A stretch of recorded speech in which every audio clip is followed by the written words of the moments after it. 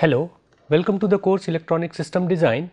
Last few lectures we are discussing about some circuit simulations where we have some components, electronic components, and we connect them together to implement certain function.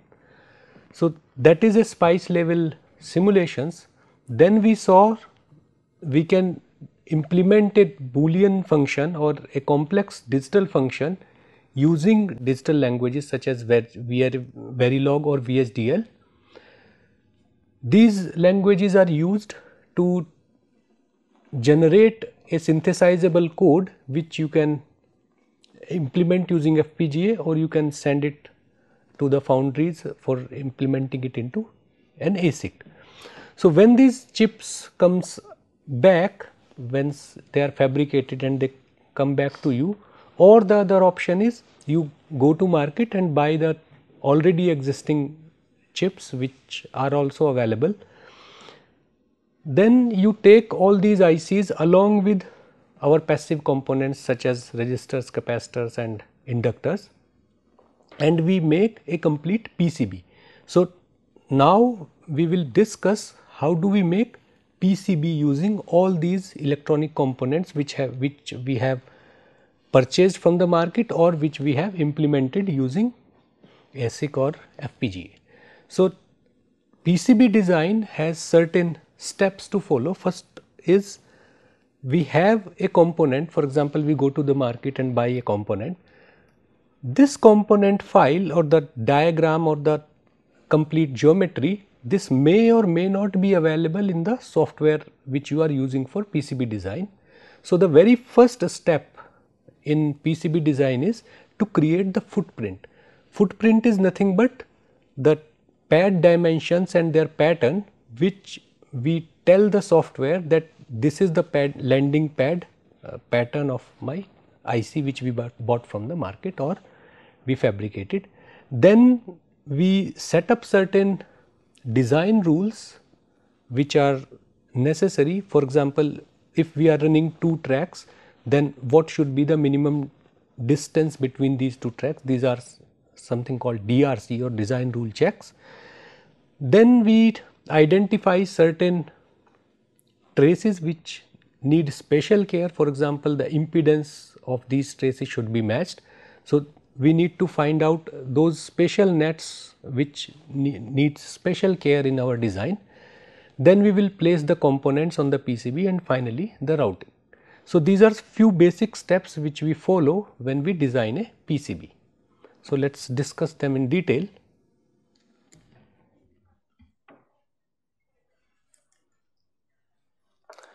So the PCB layout design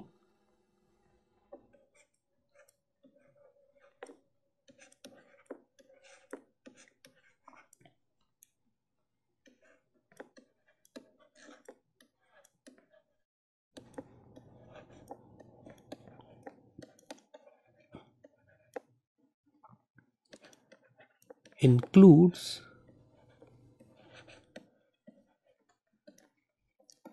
below steps. For example, it has typically 5 steps.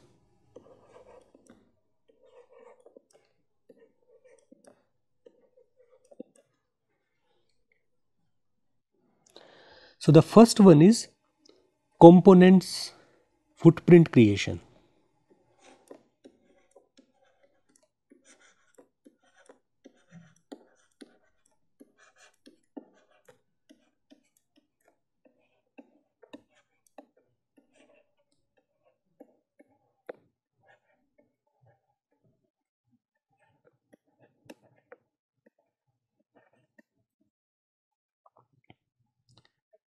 So in this step, for example, we go and purchase a IC from market, and let us say we used certain IC. For example, this can be a sample IC.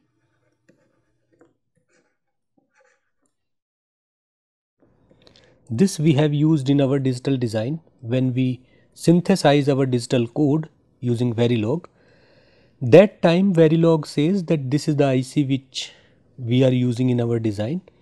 So this IC has certain number of pins, for example 8 pins on the left, 8 pins on the right. So this is a soft copy of that IC, or we can say the schematic symbol. Then from this schematic symbol, when we have this IC in this data sheet, generally there is something called PCB footprint is available in the data sheet, and this PCB footprint says that this is our IC which is available in the market. These pins which are coming out of this IC, when we place this IC on a PCB, this will be the impression of those pins on the PCB. So this PCB footprint is something, a file where we have the geometrical design. For example, this pin is 2 mm thick. It means this dimension is 2 mm. So this is how this PCB footprint look like. This tells the software that if we are using this IC in the design, this much of space with this much of landing pattern should be reserved on the PCB wherever we are going to place this IC on the PCB. So this much of the space is already reserved for this IC on the PCB. So this is something called footprint creation. The next step is setting up the DRC parameter.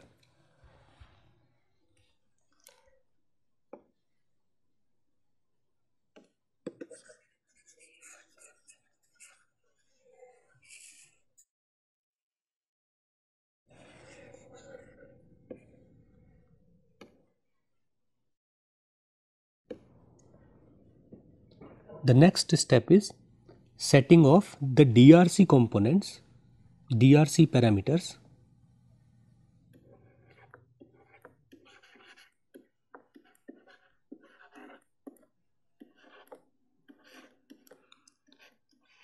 DRC is design rule check.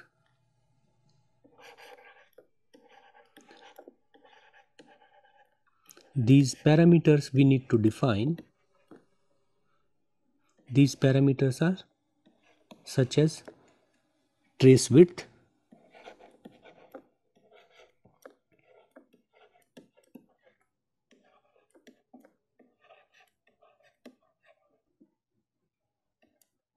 spacing,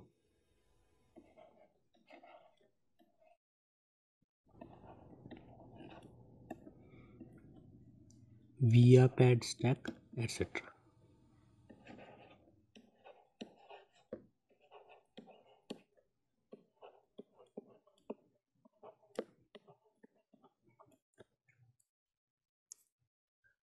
So for example, we have two tracks running close by.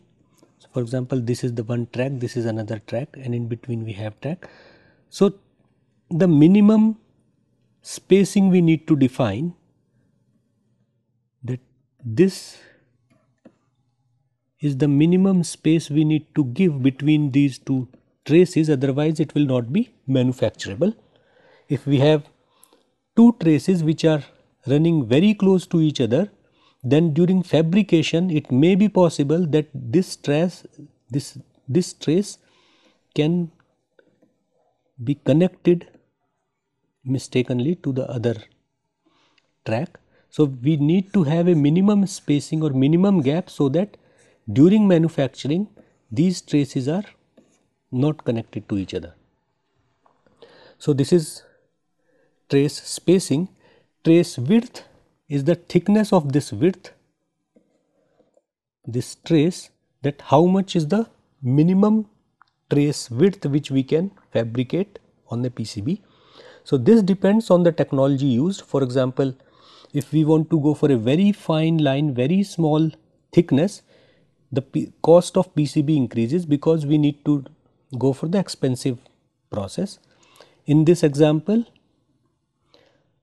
this ring has a thickness of 3 mil and this ring has a thickness of, let us say, 0.2 mm is the in between area where this we can fabricate easily. This is the minimum clearance in mil. So all these spacing and width we need to specify, and the table comes out something like this. For example, between trace and the other trace, the minimum clearance is 0.15 mil.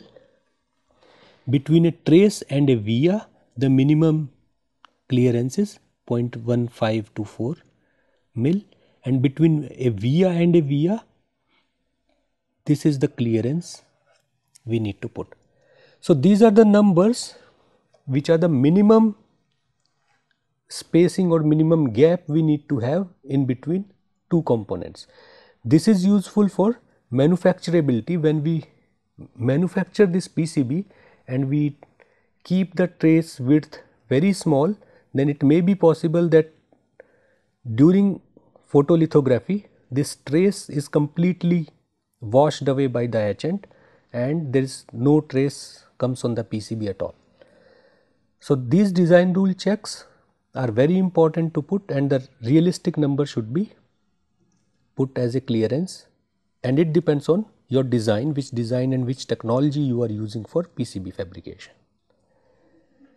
The next is identifying the controlled impedance traces.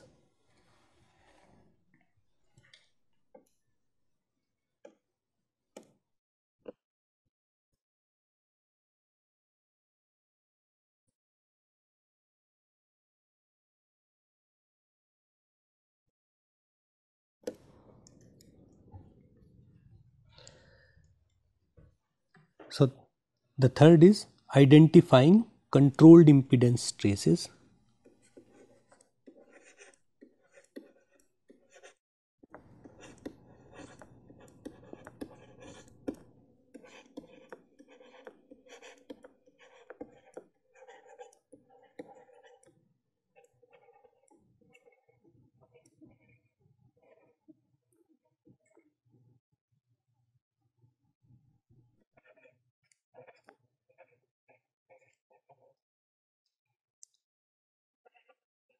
And setting their rules.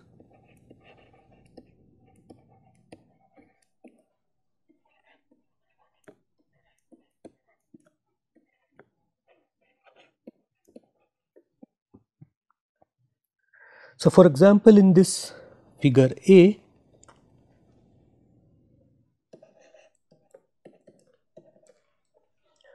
we have two traces on the top. For example, this is signal X and this is signal Y.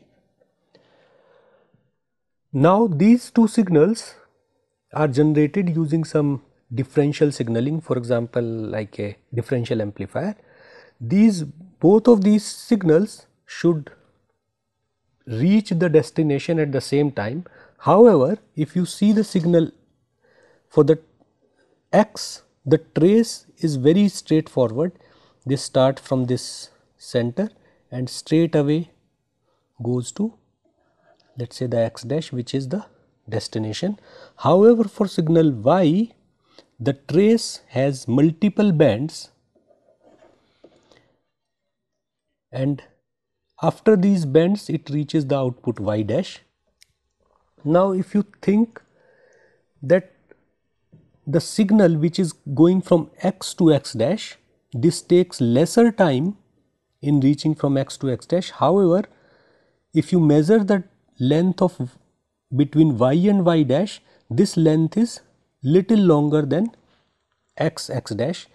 Because of this extra length of the trace, the signal now takes more time for Y and less time for X. It means at the destination X dash and Y dash, signal does not reach at the same time. However, for differential signaling, it should arrive at the exactly same point. So one technique we can do is this is x, this is x and this is y, this is x dash, this is y dash. So we can avoid this component, we can put it to the top so that the length between y and y dash is exactly same as x and x dash. In this way both the lines are exactly same, so they will have same amount of delay between x and x dash and y dash. So our signal will be reaching at the same time. The other bottom case is, for example, we have this x to x dash, y to y dash. In this case, we see that both of the traces have exactly same length. So the delay is exactly same, signal will reach exactly at the same point. However, the impedance of these traces are very much different than a straight line. Whenever we have a bend in the trace, this causes some amount of reflection in the signal and this deviates from its characteristic impedance. This is true for high speed PCB design. So in this case, what we do, if we have a certain component which is in between, we move it out so that now x and x dash and y dash, both the traces are almost straightforward from x to x dash. There is no bending or very small amount of bending. Then this trace impedance is very close to its characteristic impedance if we do not have any bending in the traces. So we need to find out all these signals for which we need to control the impedance.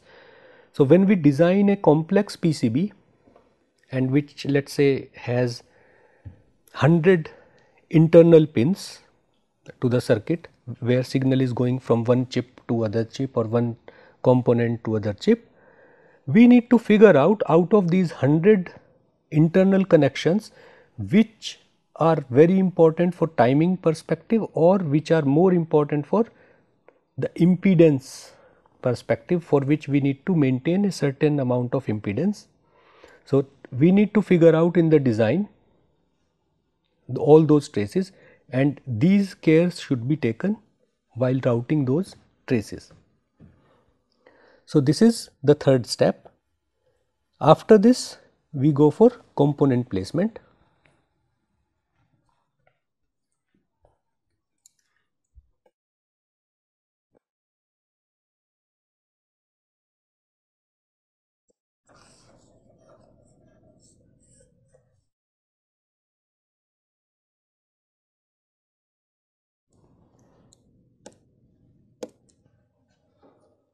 So the fourth step is component placement.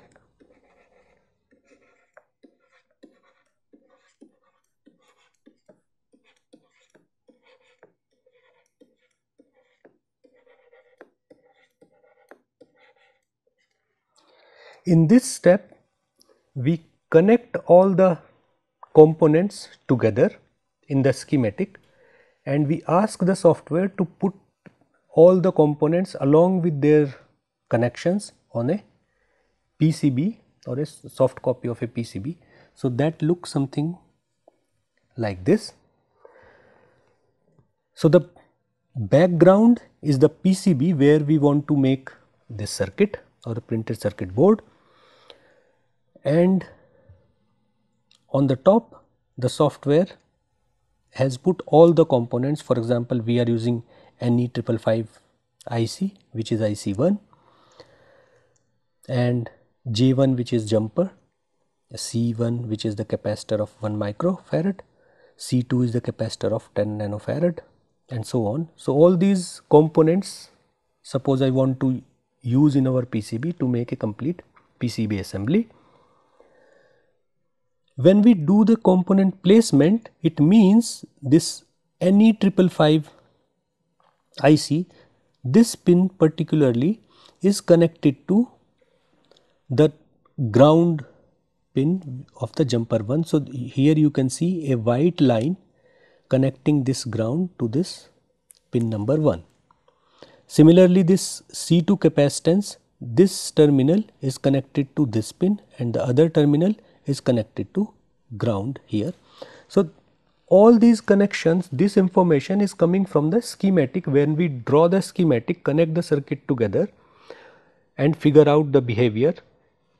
So, that schematic, based on that schematic, software will pick up the footprint of individual IC. So, this IC1 looks something like this, which has 4 pin this side and 4 pin that side. These are the footprint of all the components, and this is the connection information between all these components.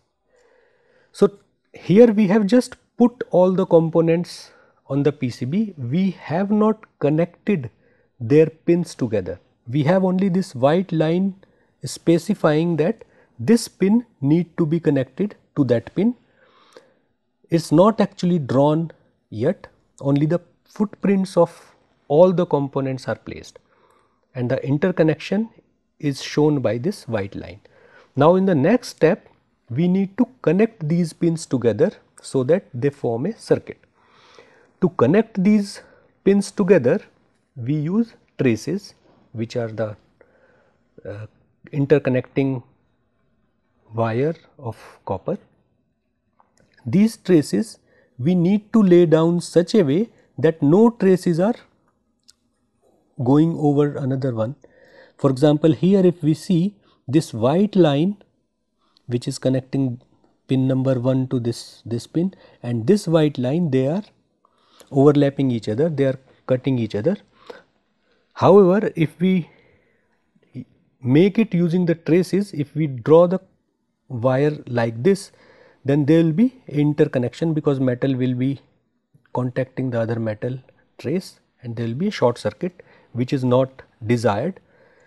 So, we need to now route these connections using traces.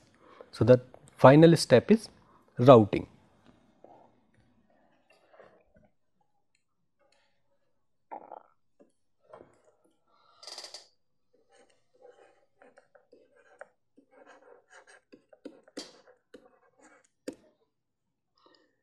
So, in this routing stage,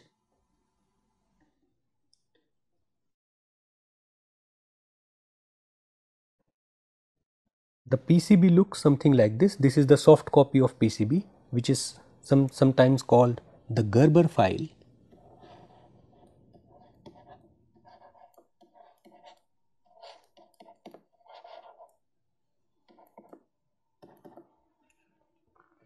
This is the soft copy of file. The background which is shown black here, this is our PCB which is going to be fabricated, and you can see the multiple footprints. For example, this is a package which has multiple pins across all 4 the sides. We have multiple components. For example, we have these holes here from which the trace is connecting this hole to the pin, this one. Similarly, the other components are connected. For example, this is some oscillator which is connected one pin to this IC and the other pin is going to this landing pad, and later we can put the capacitor or a resistor between this and this plate.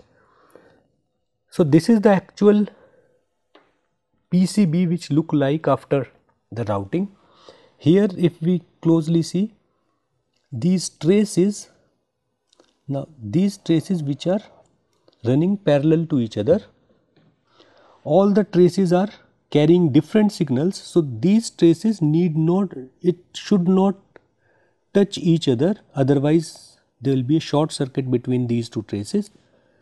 So, this thickness, which is the minimum thickness we want in between these traces, to save the area on the PCB. This minimum thickness is dependent on the technology of PCB design, how good our foundry process is. So, if we have very fine process, we can go to even very small distances, for example 0.2 mil or so. These are the design rules which we need to put in our DRC parameter step, where we are putting all these design rule checks. So, once we route all the PCB, we run a design rule check which check all the PCB and find out if there is any instance where the spacing is less than the desired one. For example, mistakenly we put a trace which is very close to our this red trace, then this DRC check will figure out that at some point the trace is very close to the other trace. This can be a problem during the manufacturing. So, these are the some design rules or the layout design steps which need to be followed during the PCB fabrication. Now, we come to the complexity of a PCB, how complex a PCB can be. So, that PCB complexity depends on multiple factors. So, the complexity of a PCB depends mainly on the component density, how many components we have on a single PCB. Let us say if we have a 1 inch by 1 inch PCB and in this we want to put, let us say 50 components together, then the complexity is very high because we need to put 50 components in a very small area of PCB. However, if the PCB is very big and we need to put 50 components, this is very easy job. You have so much of area to put components, easily you can put 50 components on a larger PCB. So, the complexity of a PCB increases with the number of components we have on that circuit. The next is the routing density, how many signals need to be interconnected. For example, we have only 2 chips, but both the chips has 40 pins and all these 40 pins need to be routed to other components. That is a very complex PCB because all these 40 pins need to be connected within a layer or intra layer. We can use another layer as well. So, depending upon the routing connections, the complexity of PCB increases.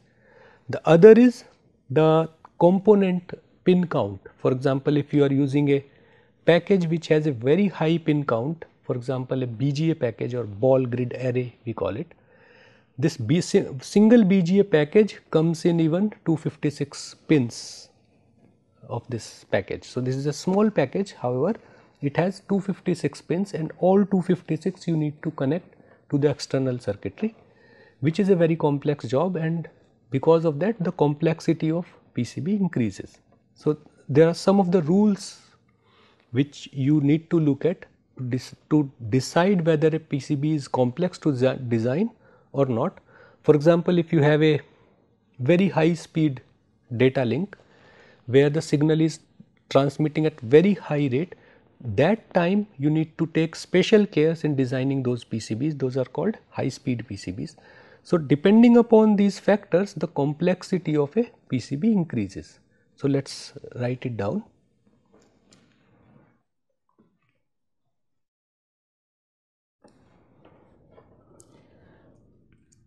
So, how to define the complexity of a PCB?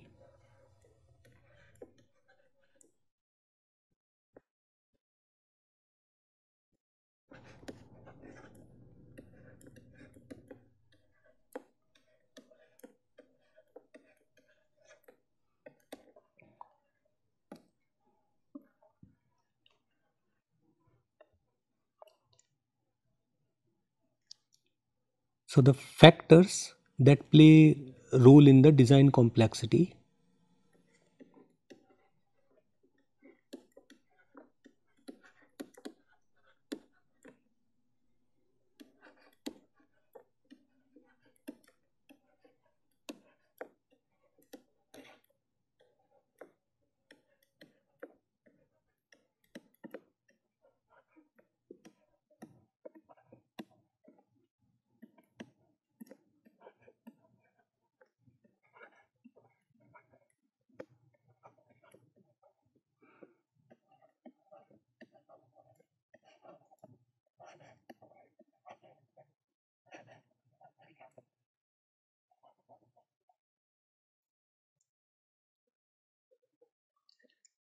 First one is component density or component count or the size of board.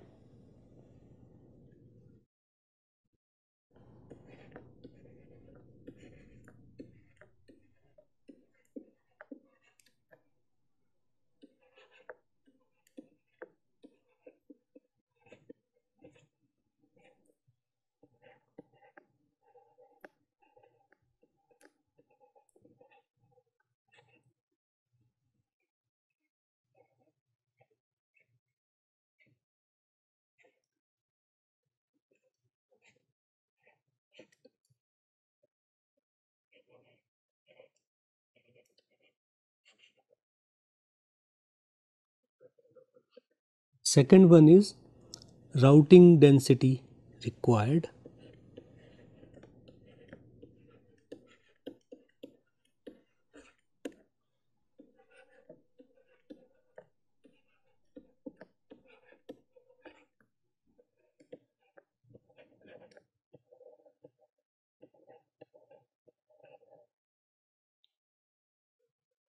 Third one is pitch of high pin count devices like BGA packages.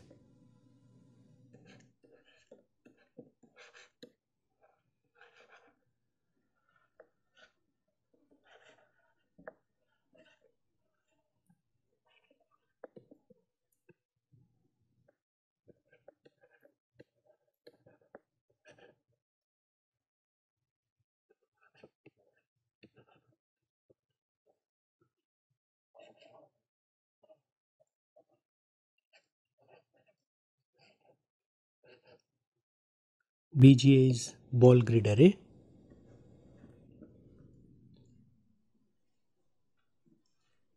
Pin count of BGA packages.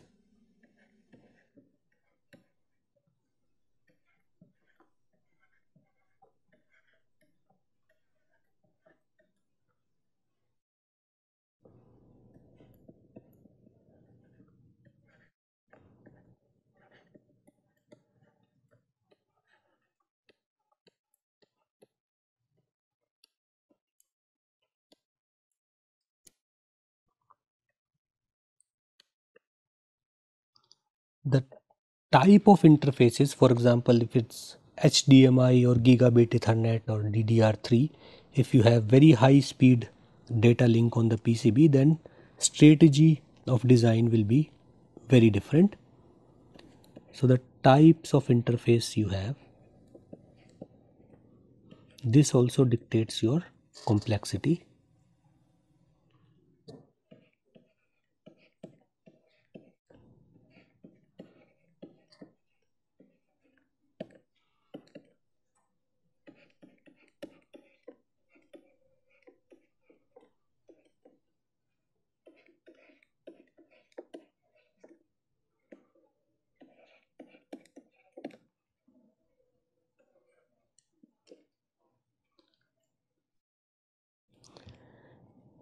Whether some traces require impedance control, that is also something which increases the complexity. So some designs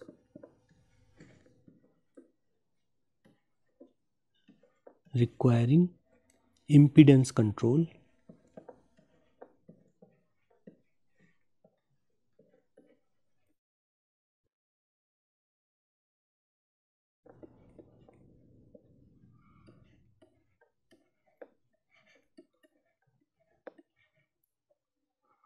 For example, 100 ohm differential pair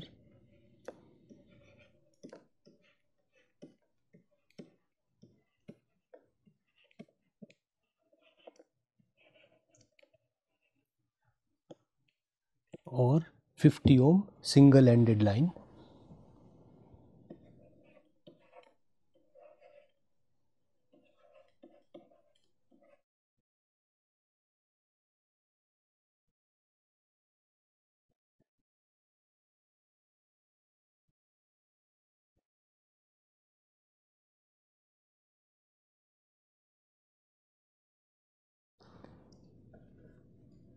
Sometime Some circuits require mixed technology. For example, we need digital blocks as well as some analog blocks as well as some RF components also for wireless power transfer or wireless signal transfer. So, that kind of mixed technology also increases the complexity of a PCB.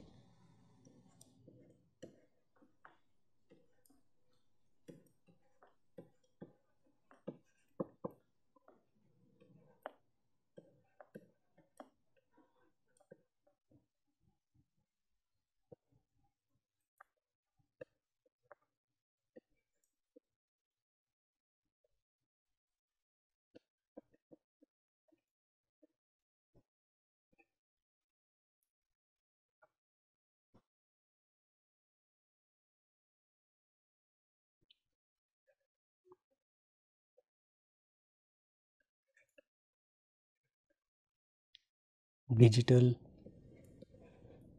RF or analog.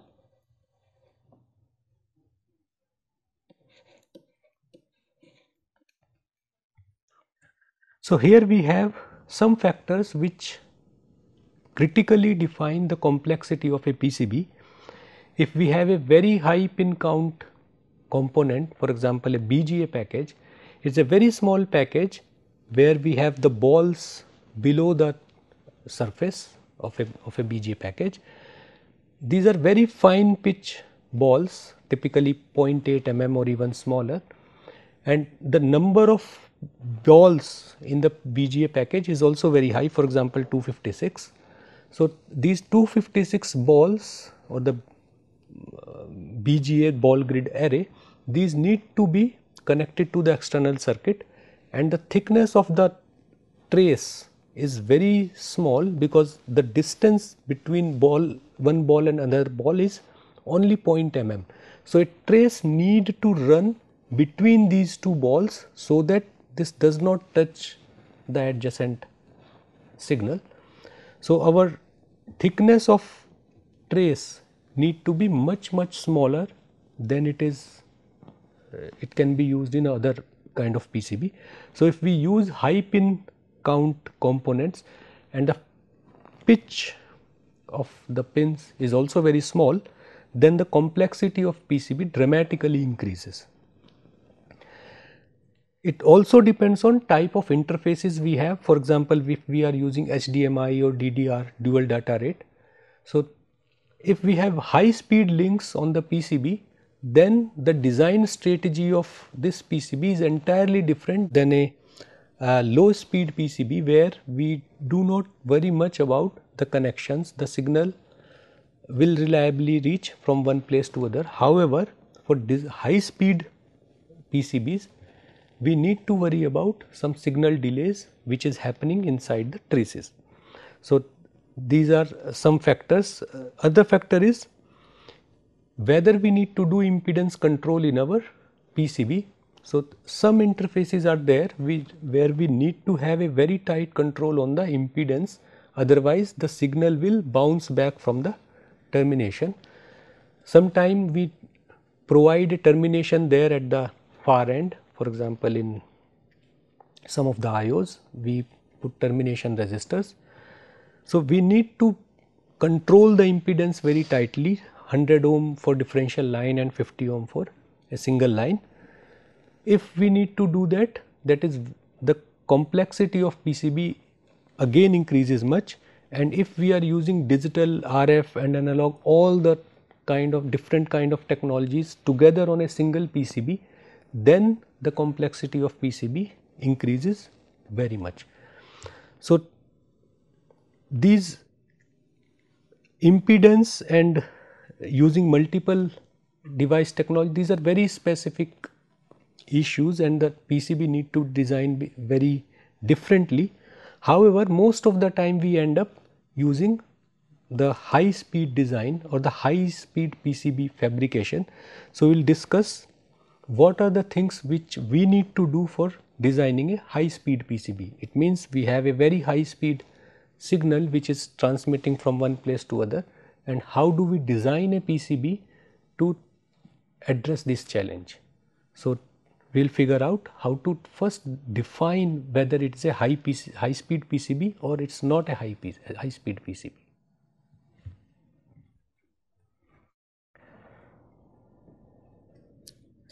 So first we need to find out whether this is a high speed PCB design or not.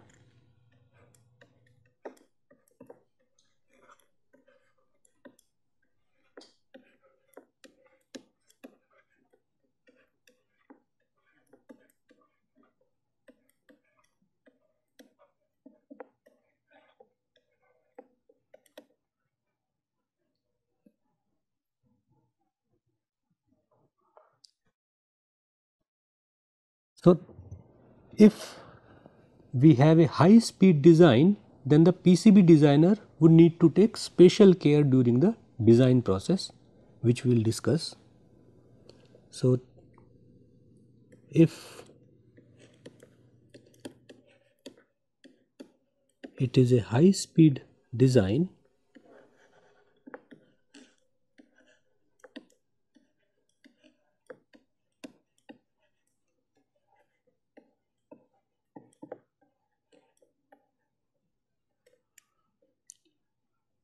the PCB designer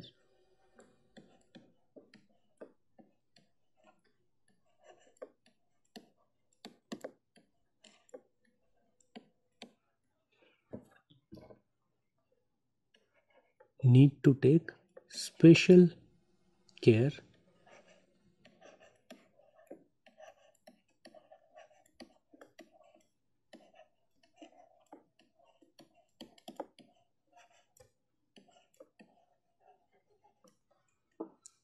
during design.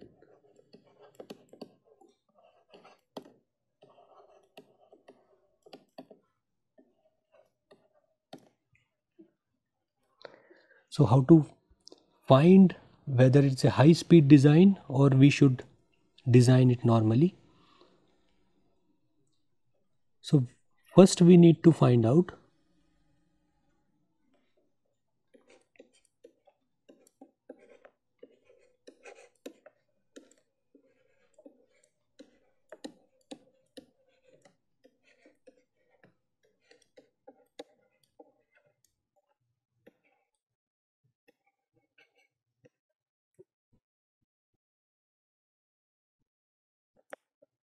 the first is the maximum frequency in the highest speed signal in the circuit.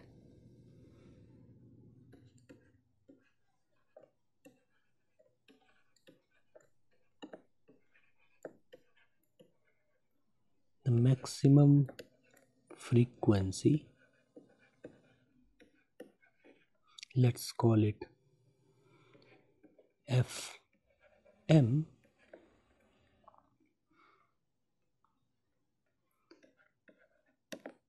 in the highest speed signal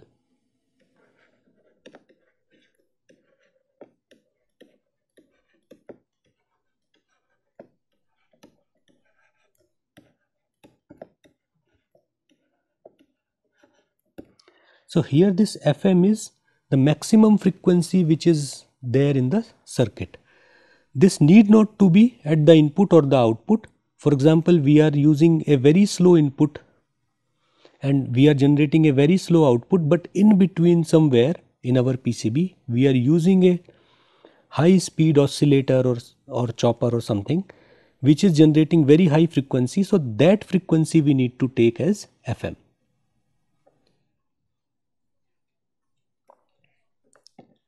The second thing is we need to find out the fastest rise or fall time of the digital signals in the circuit.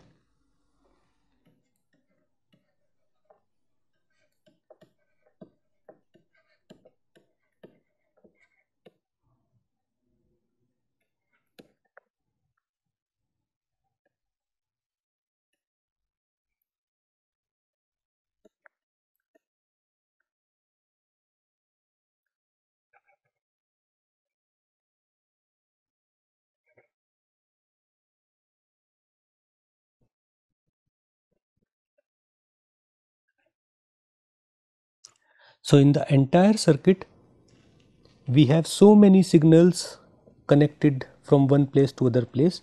In all of them we need to find out the fastest rise and fall time which is happening for any digital signal. And the third thing, we need to find out the maximum data transfer rate, or DTR we call it. Here let us say this fastest rise and fall time, we call it by TR, and the maximum data transfer rate,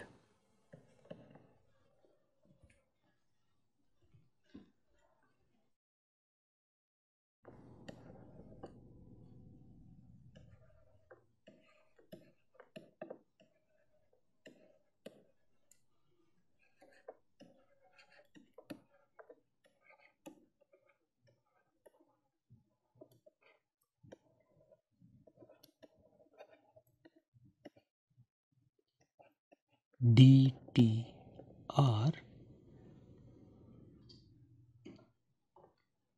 for signals.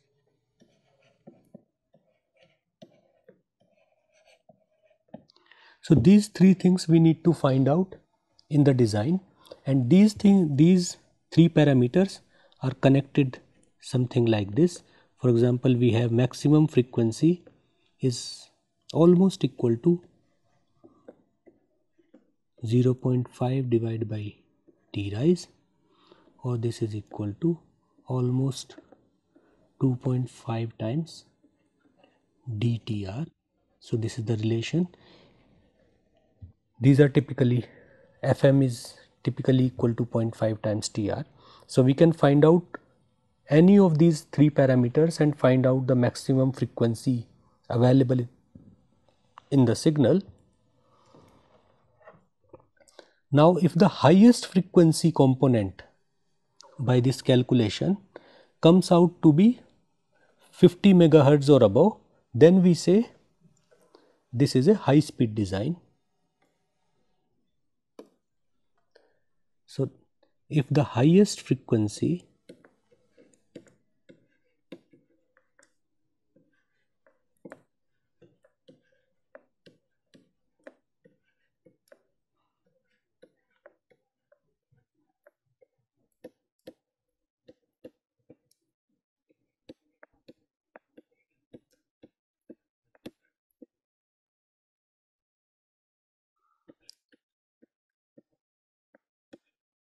FM is greater than 50 megahertz,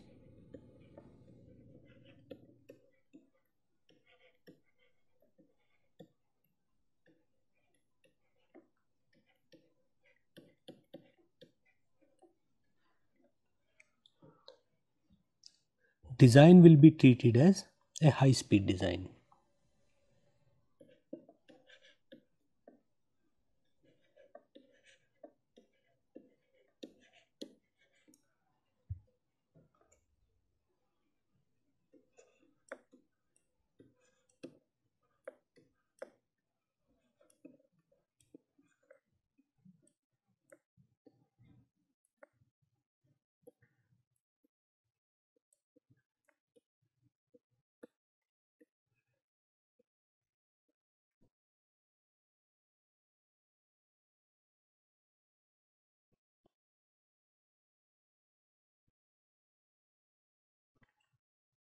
So how do we find out whether is it high speed design or not? We go to the schematic or the designer, whoever had designed that PCB or that circuit.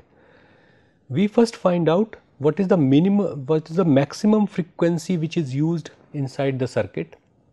It may be at the input or output, or may be inside the circuit completely.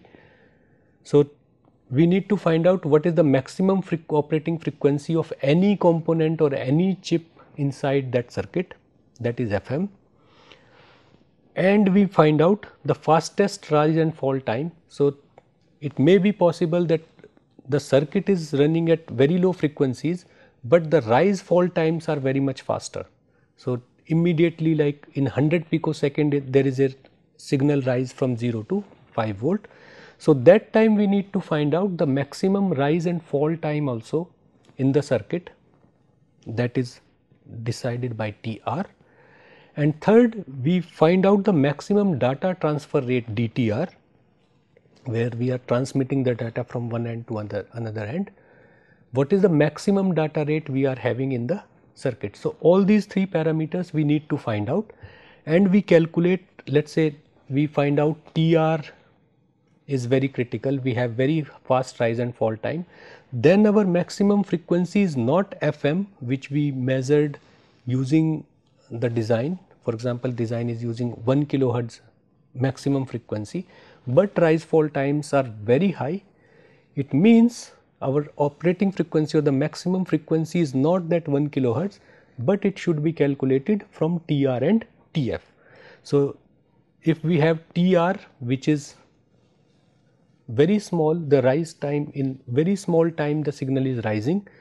So, based on that we calculate the maximum frequency FM, or the data rate is very high, then based on this we calculate the maximum frequency. Whichever is higher, that we take as a number, and if this number is higher than 50 megahertz, then we consider that the PCB is a high speed PCB.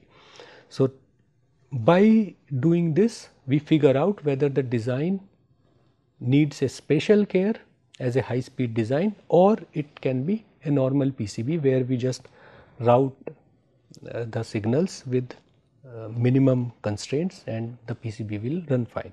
So, based on this we find out how the high speed PCB need to be figured out.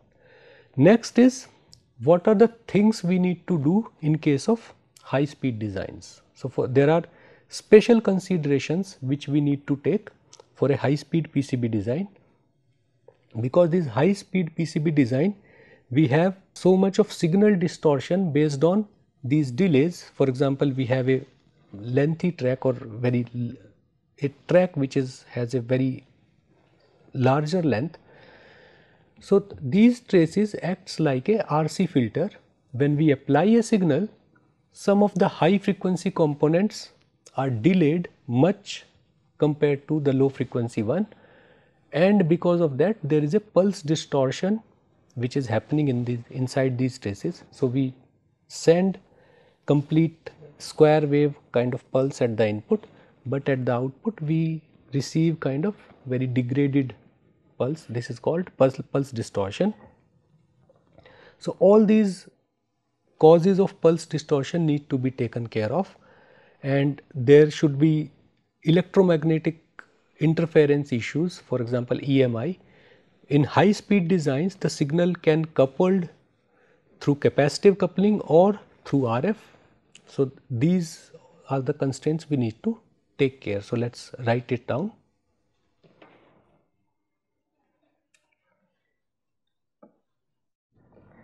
So, high speed PCB design constraints.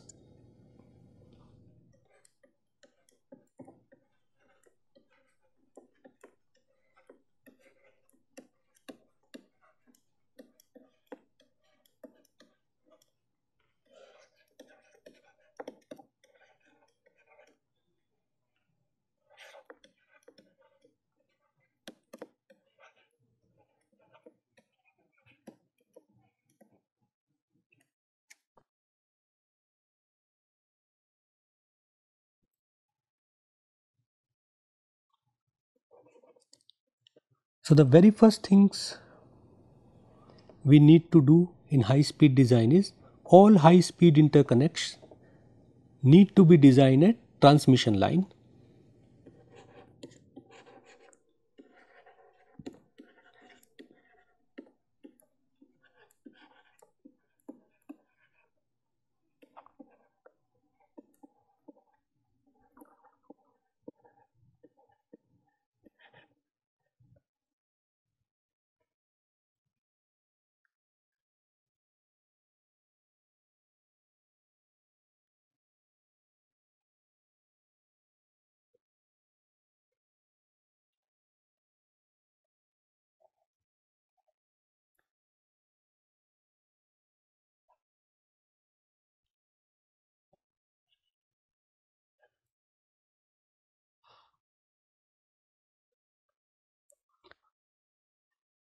All causes of signal distortion need to be kept under control.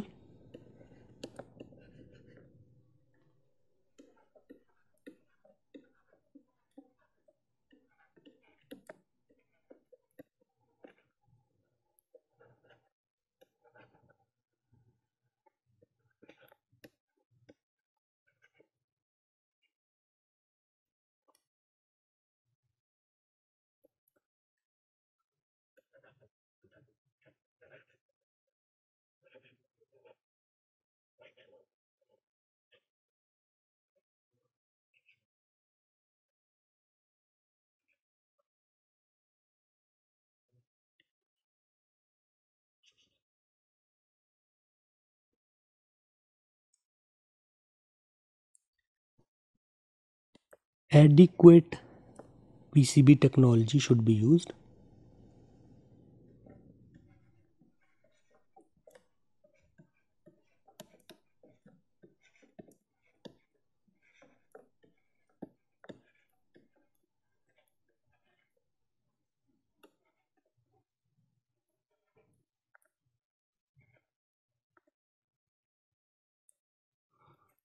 For example, we have analog, RF, and other components, etc. So based on that, we need to pick the technology.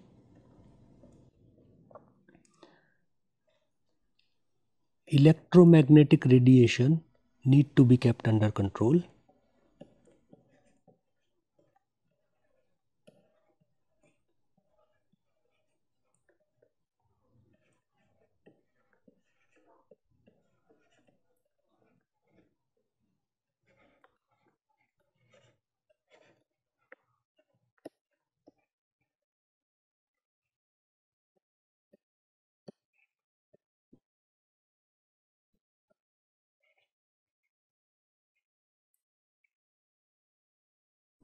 And finally, the power integrity has to be maintained.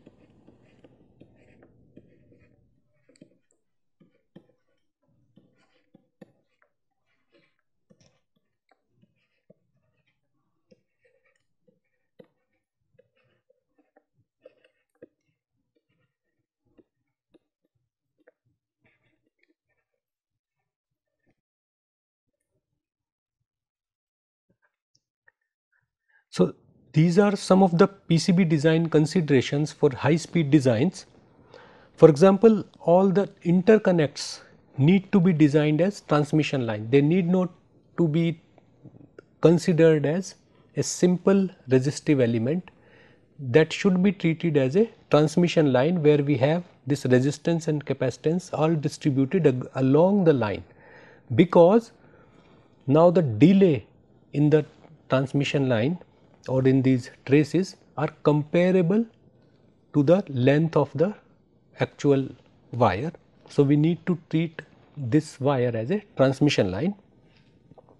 Signal degradation from any sources, all those sources need to be under control, and we need to pick a adequate PCB technology. For example, if we are using RF components also on the PCB, then the PCB substrate need to be very low loss kind of substrate, so that at high frequency the loss of PCB is within limits.